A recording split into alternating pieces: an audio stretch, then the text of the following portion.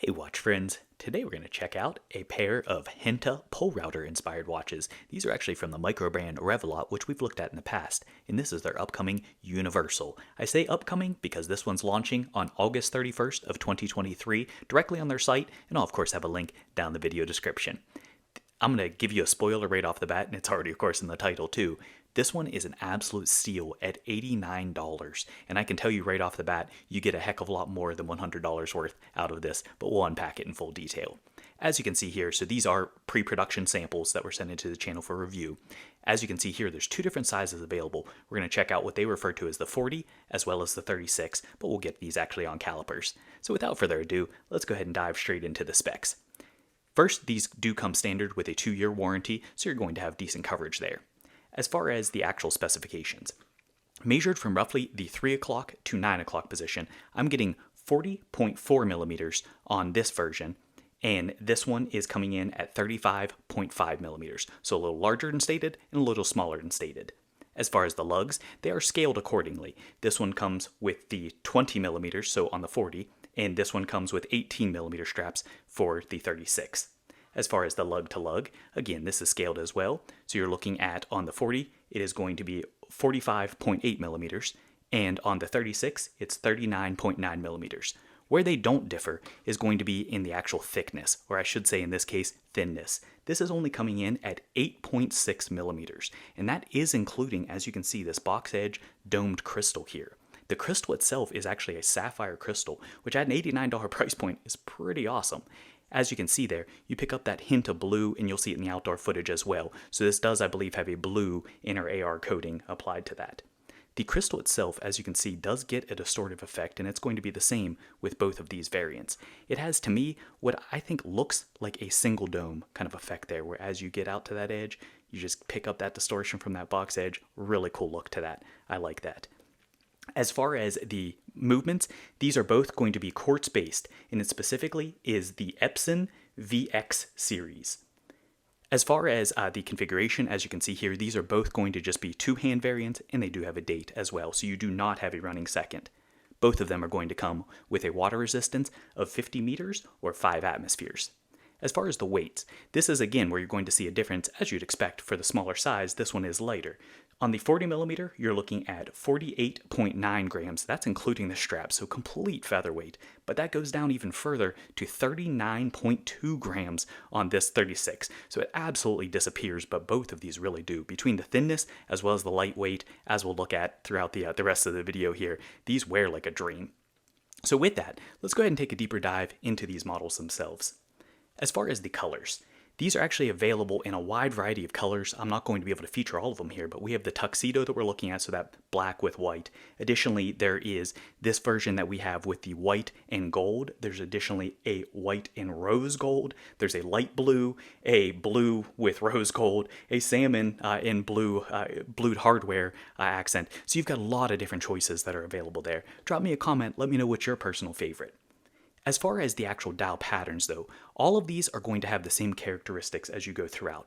The main thing that you're going to notice is not only the overall layout, especially with the contrasting like with the tuxedo, but the center has what would be described as like a waffle kind of pattern for that. So it has a nice rich texture, but the thing that's cool there is it's not too in your face. So if you're looking for this for more of a dressy style, it really isn't too bold in my opinion. It's a nice, relatively subtle, but it does add some interest and allure to that with that texture. As you go out to the chapter ring has a nice like bevel cut, so it has like a slope for that, and it does have a wide chapter ring. Again, you're going to notice it the most on the contrasting version like the tuxedo. The others blend a little more seamlessly, though with that varied texture, you still certainly do notice it.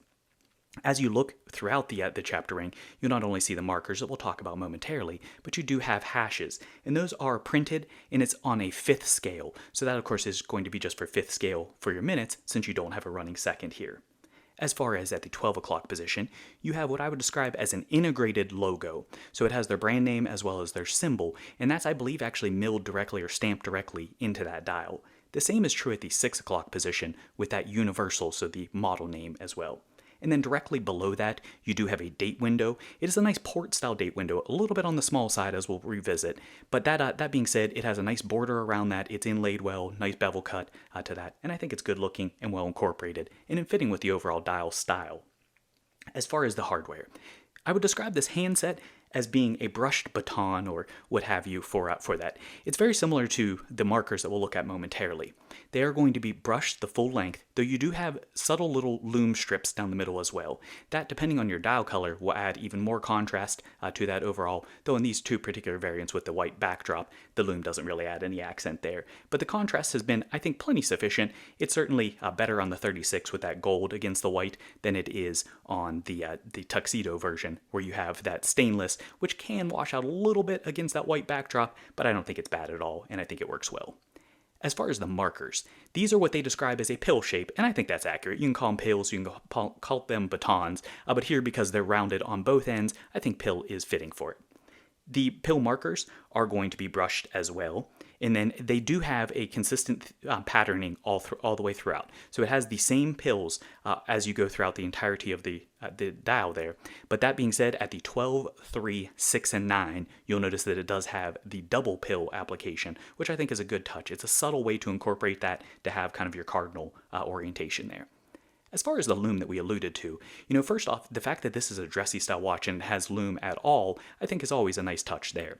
But I like the way that they did this as far as just that subtle little incorporation where it's not too in your face, especially during the day, but at night you at least have a little accent. The loom performance has been, I would call, decent, especially considering the style of the watch. I will say on these pre-production samples, to my eye at least, the 36 appears to be a better application of the loom than the 40mm does. So I'm hoping in the production version they do kick that up a little more, and or at a minimum benchmark that off of the 36 here. But it's not too noticeable with either, and if they weren't side by side, it's not even something that I would really comment on, but it's something to be aware of because I noticed it. As far as the configuration with the bezels, the bezel on this is a fixed construction. It does have a slope to that, and it's going to carry through, so this is all 316L stainless steel. It's going to carry through with the polishing that we'll look at on the case momentarily.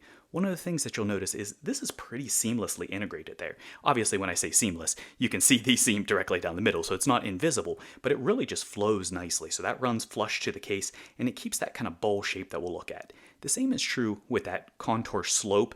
The way that that comes up to the crystal, I think that's a very nice integration, and especially on a sub $100 watch, that's excellent attention to detail. As far as the case itself, as we already alluded to there a moment ago, this is going to be a nice bowl shape all the way around, and that's a really good looking case. It's quite unique in the fact that it's already so thin to begin with the total thickness, including the case back, everything coming at 8.6. That's just incredible to me to begin with. And, of course, being a quartz, it allows it to go a little skinnier and then two-hander as well. But that being said, I think visually, with having that curvature that it does with that bowl, I think that actually helps to slim this out visually even more. One of the things you'll notice, this does have downturned lugs, and they're pronouncedly downturned, actually come beyond the case back. That is something that they're intending to improve on the production version. So as you can see, full polish all the way down. As it has though that kind of transition, they're going to work on the angles of that a little bit. So I believe it's still going to come to the same positioning relative to the case back, but that will be a little bit refined there as far as the angles on how that comes in.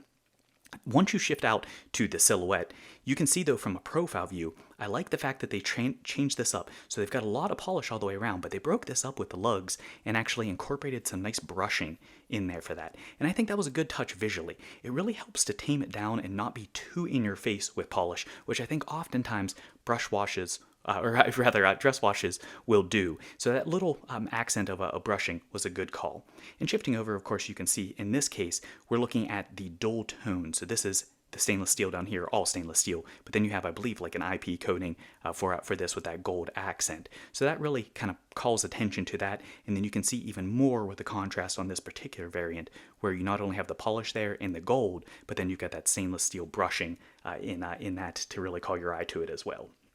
As far as the 3 o'clock side, you can see that there is no crown guard, which I think is very much in keeping with the dress style for this, so that's fitting. Speaking of the crown itself, this is coming in at 4.8 millimeters. Definitely on the small side as far as specs. However, I haven't actually found it to be hard to grip a hold of at all, and I think it's well proportioned, especially on the smaller size, because both of these are going to be 4.8, but I think it's well proportioned on both of them. Certainly it could be a little bit larger on the 40, but on the 36, I think it's dead on for that, and really not a complaint for the 40 for me either. This is a push-pull configuration. As far as the milling, you can see this has like a nice gear cut milling, which is part of what lends to that overall grip and is very easy to grip a hold of.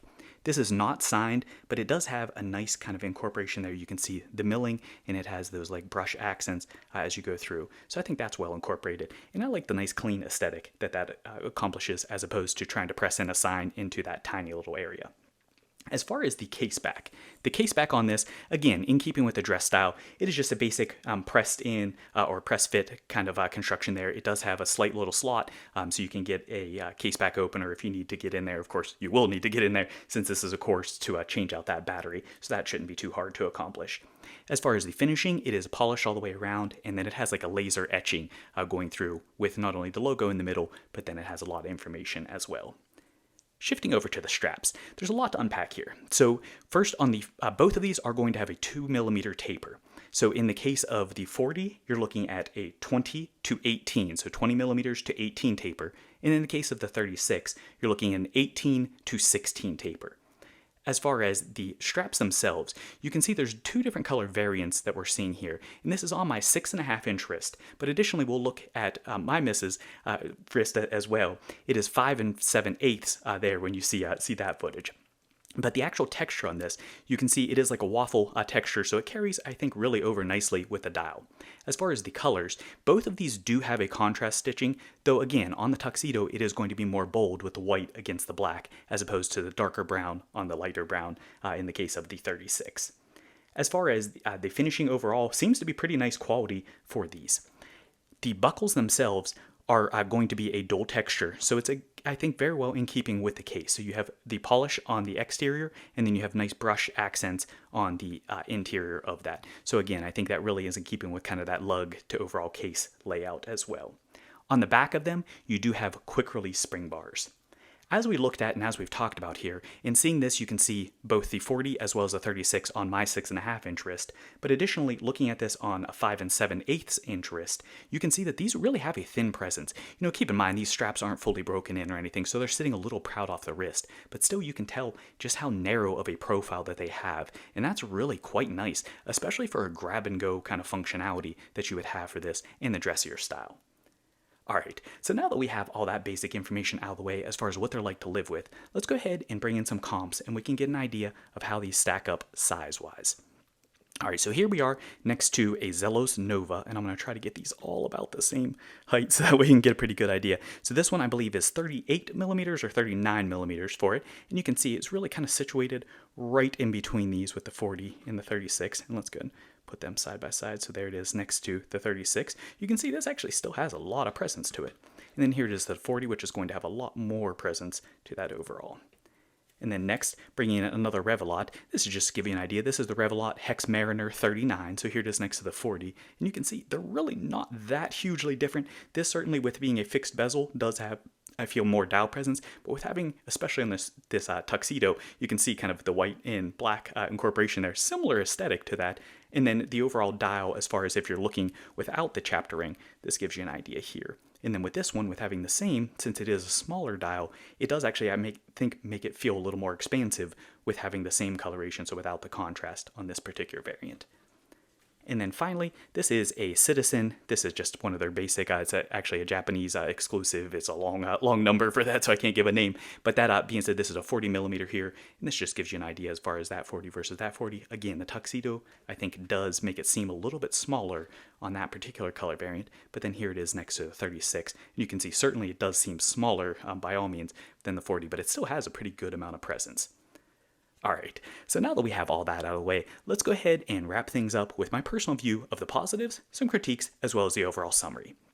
For the positives, the value on this is just absolutely incredible. At under $100, you're getting, a decent quartz movement, you're getting sapphire crystal, and I think the finishing, especially on these pre-production versions, certainly it's not flawless. Like on this version, you can see there's some dust specks and those kind of things on the chapter ring, but that being said, these are the prototypes that are going through, so this hasn't been through QC or anything along those lines for that. But that being said, I think it's already pretty decent finishing for these, especially, again, at the sub $100 price point and looking at the specs that you have. As far as the aesthetic, I think it's well done. They made this an original while at the same time having clear inspiration from the Genta as well. So I like what they're doing here of having an option like this, especially for the kind of grab and go functionality. And that's one of the most appealing things. We oftentimes, myself especially included, I really focus primarily on automatic movements. I don't give that much attention to quartz, but there's something to be said, especially about such a versatile watch styling where you can just grab it, slap it on your wrist, no setting the time, and this can work with a suit, it can work in casual wear, pretty much whatever you want it to be. And I think that's an excellent option, especially at less than $100, where if you beat it up, you're not going to be too sad over it. As far as the weight and thinness, the thinness is just fantastic, as we've looked at throughout here and as we've talked about a lot. Additionally, that weight completely disappears. So that's really nice on wrist as well, especially for the type of watch that this is. And then that crystal distortion, you're either going to love it or you're going to hate it. But I always think that's kind of a fun aesthetic there. Dead on, you have perfect legibility. As you start to get that AR, you can see that it does pick up the blue. You notice it more on the 40 with having that black border, but then getting that kind of crystal distortion as you go out to the extremes. Doesn't have any legibility impact, but it's kind of a cool touch. As far as the critiques though, one of the things that I noticed, and again, at a sub $100 price point, it's very minor, but the pinion cap there, it looks a little bit unfinished. It's just kind of a hollow, just a basic look for that. I wish they would have put like some kind of a little more of a decorative cap, especially with the dressier styling. Would have looked a little more refined. Sizing. This, we have the available 40 that's actually over 40 and 36 that's actually under 36. For me, this is kind of a Goldilocks scenario. Both of these I think actually wear pretty well. This is a little smaller than I prefer. This is just a hair larger than I'd prefer. I actually think the sweet spot, I would love to see them come out with like a 38 or 39 millimeter version that's right in the middle here. I think it could actually do unisex duty, and obviously preferences always vary in wrist sizes as well, but I think that would really be kind of a sweet spot for a lot of people out there, though certainly for larger wristed folks, you're going to be happy to have a 40 option, and for smaller wrists, it's nice to have the 36 as well. And then the date window. This I think is well incorporated as far as the layout of the dial. It keeps it unobtrusive. However, do note it is a pretty small port window there. So, on camera, it looks pretty bold, but as you move that away, you can see it's pretty tiny. So if you don't have solid eyes, you might have difficulty with legibility on that. Might need some bifocals or otherwise. I haven't had too many issues. However, at a glance or at a quick glance, certainly it can kind of disappear in there, but I kind of like that for the aesthetic, and it balances out well with the logo and otherwise. So it's not really too much of a critique, just something to be aware of.